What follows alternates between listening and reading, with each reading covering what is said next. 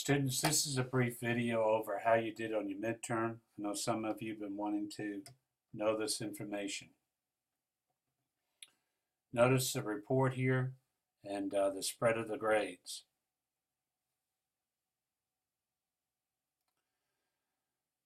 There are, maybe I should go over here. There are all of the questions and the exact numbers of how well you did.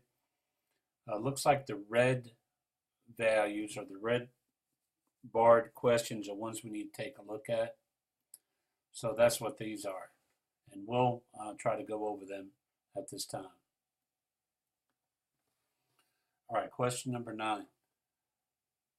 For a population of people who completed their GED, the average age of completion was 30 and the standard deviation was 5.9. The distribution of the ages was approximately bell-shaped.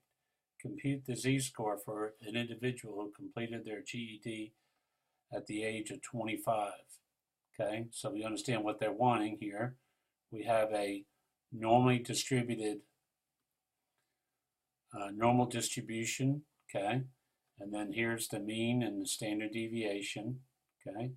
Here's the formula for z-score, and the data value under consideration minus the mean over the standard deviation, and you'll get negative 0.085. Okay, that was question number 9.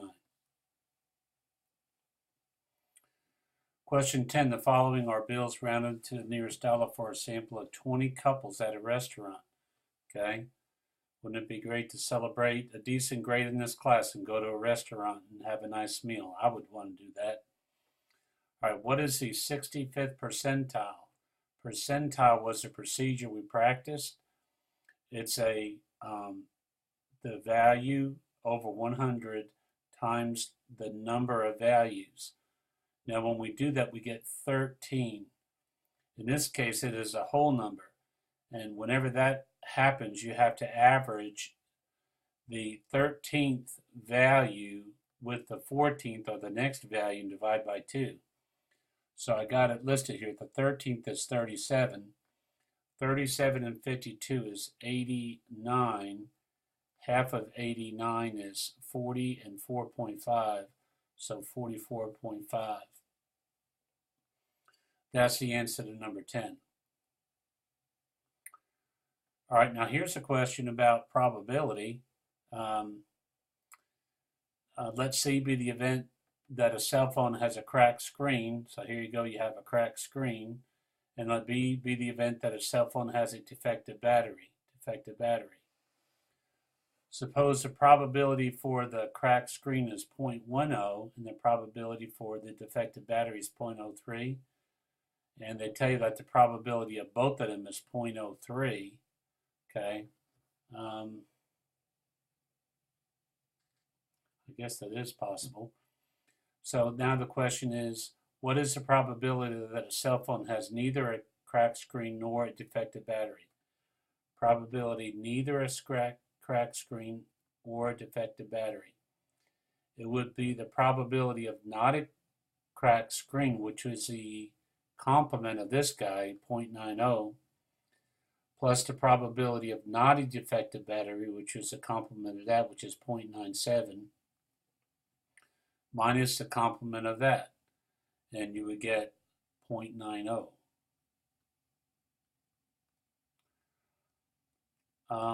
Another way to do this problem is to figure out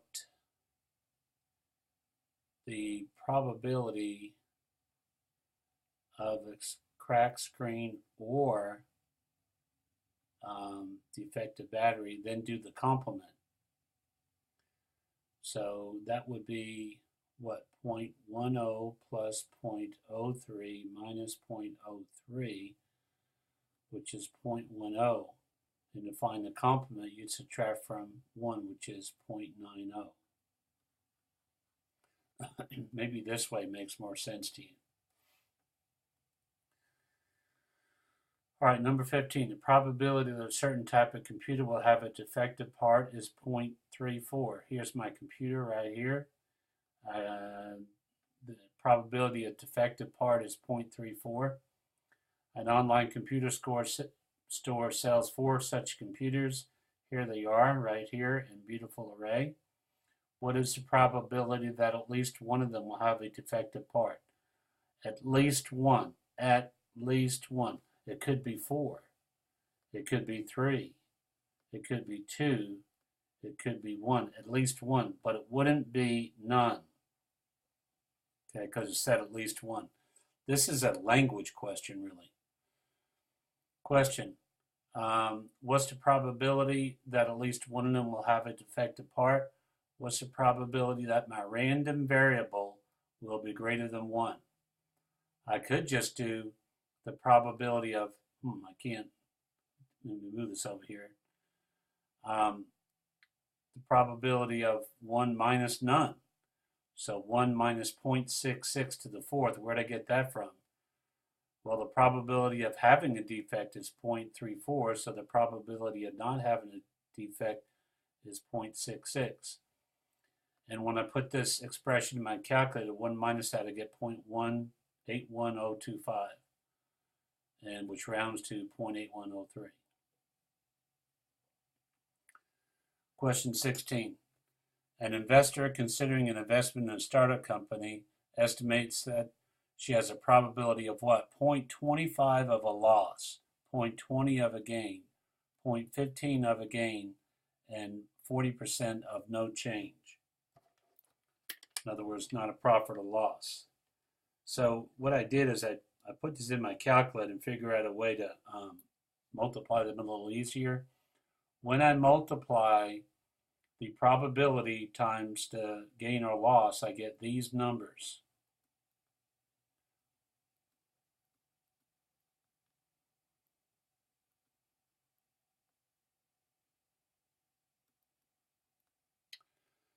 Okay. Then the question would be, what would be the expected value? We'll have to add these all together. Now these last two added together make what, 10,000? No, what's that? 11,012, 11,264, okay? But don't forget I have to subtract the 9381, okay? We're going to have to do this old school here. 3, 8, 8, 1. Okay, now round to the nearest whole number.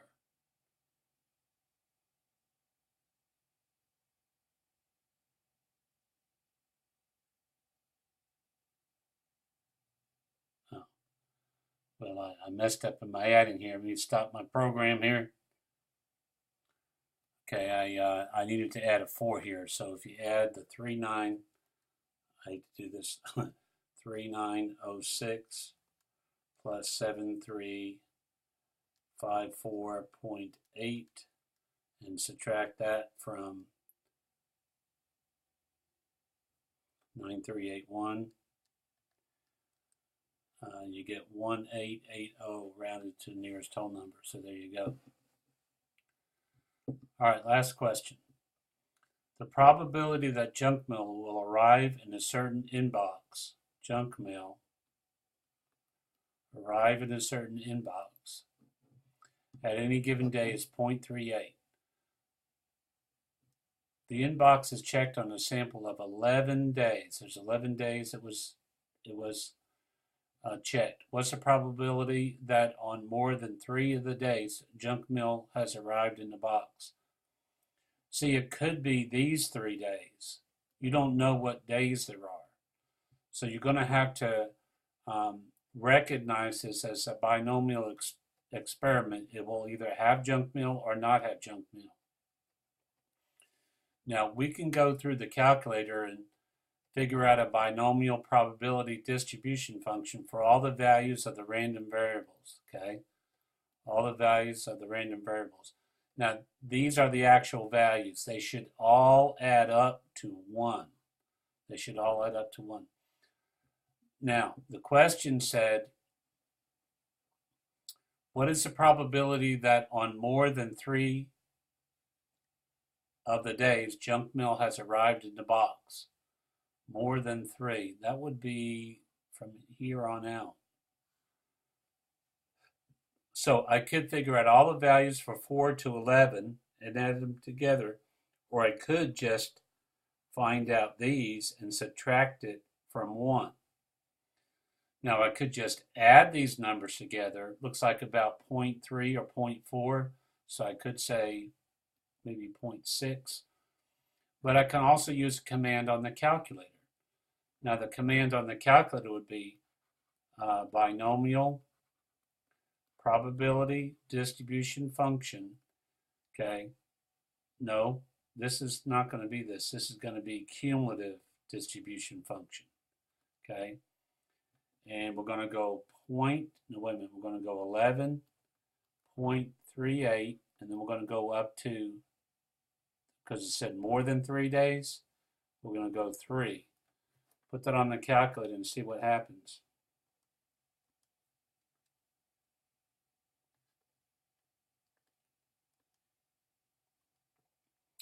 Binomial cumulative distribution function, 11, comma, 0.38, comma, 3.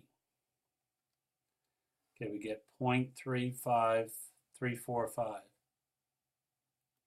0.345. Okay, we want to subtract that from 1. 1 minus 0.345.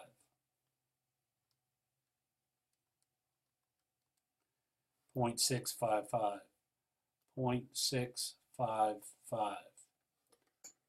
Round to 2 decimal places. I would say 0.66. That's what I would do. The answer is 0.65, but I think there is a little bit of interval there on that. I'll be happy to check it if you have a question. All right, these are the problems related to what we needed to do on a midterm. And I know some of you were a little bit upset about that. Again, I know that several of you were a little upset about what happened to you on the midterm. And my best comment would be, it does take a level of focus to be able to put these different procedures together. There is value in doing that and being able to see the different types of questions and discern the different types. That is more of a life skill question, and I certainly hate for you to lose points. I want to encourage you to just move forward with the class. Now you know what to expect, and I will do my very best to prepare you for the final exam. So try to keep that in mind. Email me if you want to talk more about the midterm in your particular situation. Thank you very much.